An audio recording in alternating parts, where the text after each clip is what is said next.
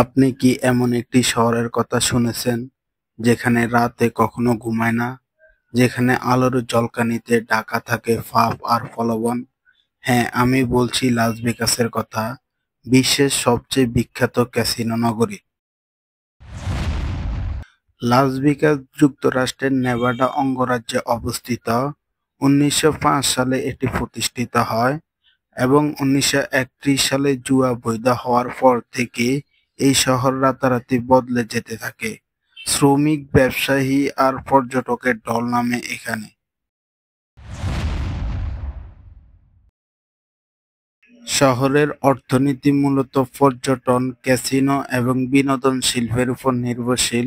প্রতি বছর কোটি কোটি পর্যটক আসে এই শহরে বিশ্রাম নয় বরং ভাগ্য বদলাতে।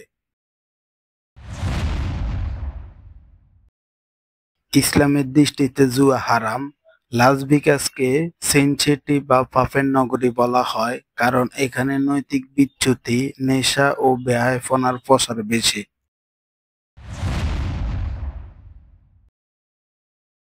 লাস ভেগাস শুধু একটি শহর নয়, এটি হলো এক প্রলোভনের দুনিয়ায় যেখানে অনেকে ভাগ্য খুঁজতে এসে নিজেই সবকিছু হারিয়ে ফেলে। তাই সচেতন হন, জুয়ার আসক্তি থেকে দূরে থাকুন।